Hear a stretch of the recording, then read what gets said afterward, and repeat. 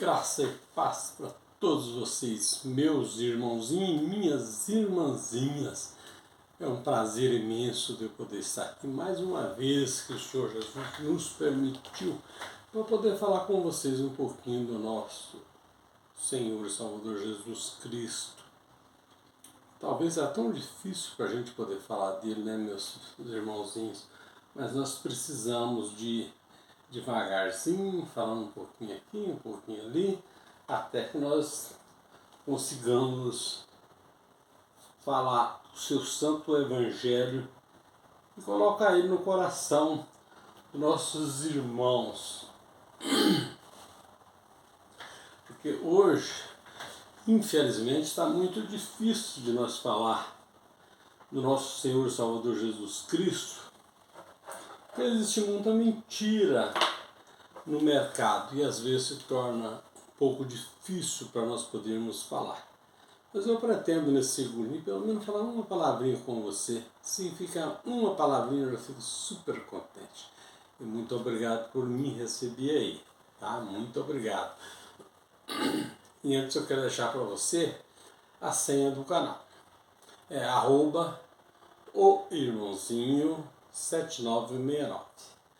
Se digitar na senha no YouTube, você vai ver no seu celular embaixo a foto do irmãozinho, é só clicar nela e depois ela vai crescer um pouco. Você clica de novo e já abre os vídeos para você ver aquilo que interessa a você. Tudo bem, meu irmãozinho? De momento, muito obrigado.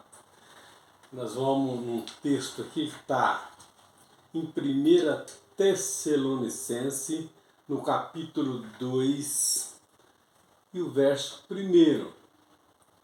O título diz assim: digno de Deus, o qual vos chamou ao seu reino e glória. Oh, aleluia! O qual o Senhor Jesus nos chamou, tá? Esse aqui é o Senhor Jesus que nos chamou para parte do seu reino. E desde o início, isso já é digno o Senhor que já trouxe o reino dele até nós, tá? Mas nós às vezes, eu estou falando eu também, tá?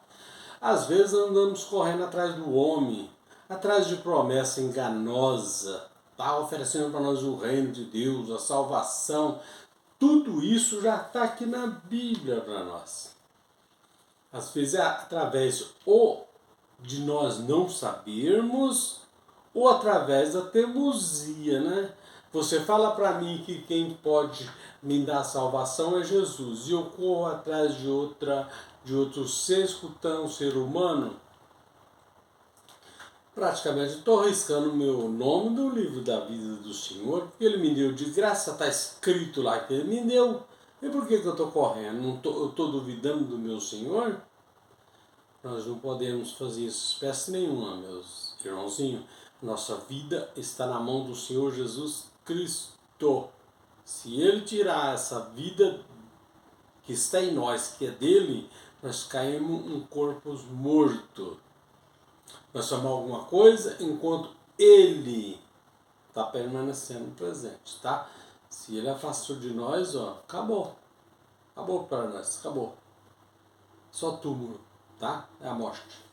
Então, eu quero deixar para você aqui um texto bem pequenininho, que está aqui em 2 Tessalonicense,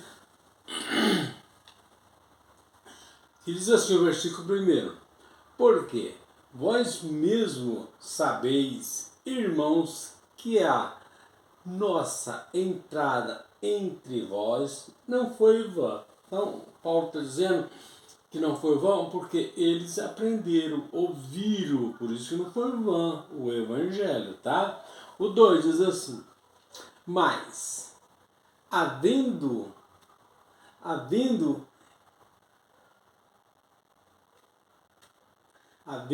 anteriormente padecido e sido maltratado em Filipe, como sabeis, tivemos a confiança em nosso Deus para vos falar o Evangelho de Deus. em meio a grande combate. Às vezes estava combatendo porque estava tendo perseguição muito grande. Até hoje, meu irmãozinho, não pensa que hoje está fácil não. E se você for falar do evangelho da graça, no mínimo, numa pracinha você vai ter 100 pessoas para ir contra você, porque já estão pagos pelo sistema exatamente para isso, tá? Para opor, chama opositor. Na Bíblia, o opositor, no grego, passa a ser diabo, que eles trouxeram para nós, mas não é nosso, é da Europa, tá? Então, é opositor, então opondo o evangelho. Por quê? Porque na hora que você pregar o evangelho da graça, o pastor deles vai ter que explicar para eles, e explicar muito, por que você está nos vendendo a salvação se na Bíblia está dizendo que é de graça. Porque em vez de eles virem para a Bíblia, simplesmente está escutando o homem que está falando. O homem fala aquilo que é favorável a ele, tá? É isso, e os irmãozinhos nossos não sabem. Quantos que estão aí, ó, estão mortos, cego, surdo, mudo, tudo atrás escutando a conversa do homem. Tem muito. Eu era um deles, meus irmãos. Passei 15 anos nessa penura, mas graças a Deus o Senhor Jesus me abriu o entendimento e me mostrou aonde que eu poderia encontrar a verdade. Eu encontrei a verdade na palavra de Deus. Embora tenha muitos nomes na Bíblia de hoje que está ao contrário, pondo confusão na cabeça dos irmãos daquilo que o Espírito Santo falou, tá? É um eles colocar no, por exemplo, tá? Pequenas coisinhas, é simples que está mudando o texto, tá? Então é bom tomar cuidado. Se você tiver uma Bíbliazinha de 5 a 10 anos atrás, olha, guarda ela debaixo das 7 chaves, tá? A linguagem de hoje está praticamente mudando tudo para ver se consegue mudar para acabar com a Bíblia, exatamente o que eles querem, tá? Porque acabando com a Bíblia, você não tem mais a Bíblia, eles falam o que eles querem, conforme já estão falando com a Bíblia e tudo aí, tá, meu irmãozinho? O 3. Porque a nossa exortação não procede de erro, nem de imundície, nem é feita com dolo. Paulo que está dizendo, tá? O 4 diz assim: mas, assim como fomos aprovados por Deus para que o Evangelho nos fosse confiado, assim falamos, não para agradar aos homens, mas a Deus, que prova os nossos corações. Aleluia! Porque Paulo estava falando ciente daquilo que Deus prova os nossos corações. Nós não precisamos falar uma mentira e achar que Deus está acreditando. Deus sabe de tudo. Se você falou a verdade, falou a mentira, ele sabe. Você não precisa pedir, você precisa se testemunhar. Não precisa não. Porque o Senhor Jesus já sabe que o Espírito Santo dele está dentro de você. E você está falando pelo Espírito Santo dele. Então, ele já sabe de tudo. Se você mentiu, falou a verdade ou não. Você pode mentir para mim, mas para Jesus não mente. Disso peça nenhuma. Certo, meu irmãozinho? O 5. Pois nunca usamos de palavras lisonjeira,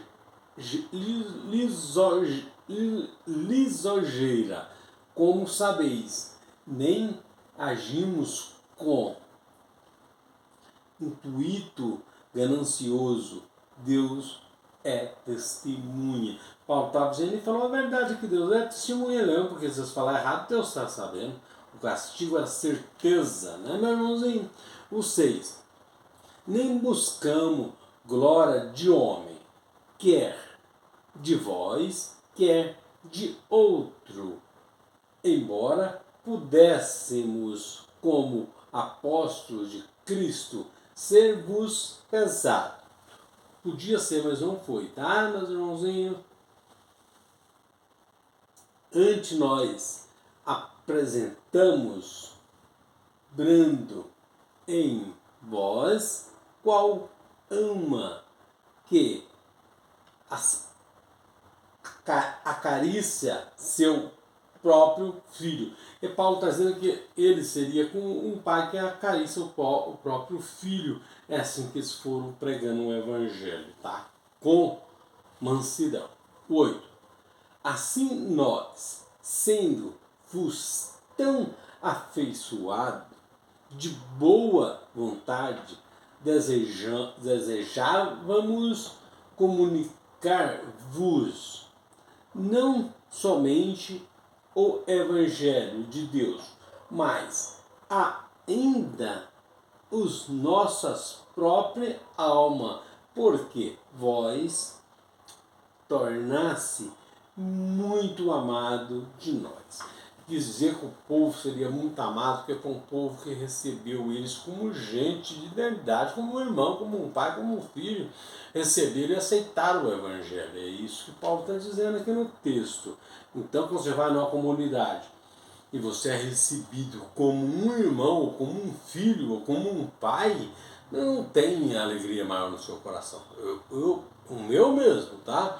Imagina quando você fala uma palavra para a pessoa, você vê que ele creu de verdade, ele não está rindo da sua cara, ele está rindo de alegria daquilo que você levou.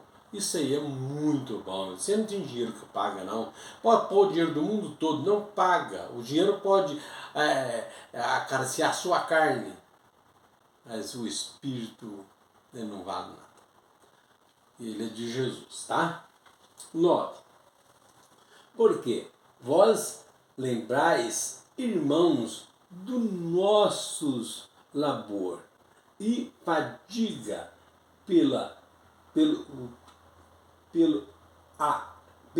o trabalhando noite e dia, para não sermos pesado a nenhum de vós. Vós vos pregamos o Evangelho de Deus.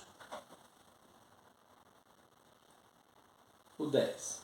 Vós, o Deus, sois testemunha que não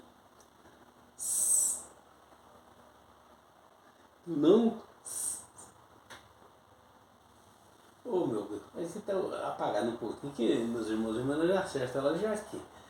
Deus, testemunha de quão santa e irrepreensivelmente nos portamos para convosco que creste.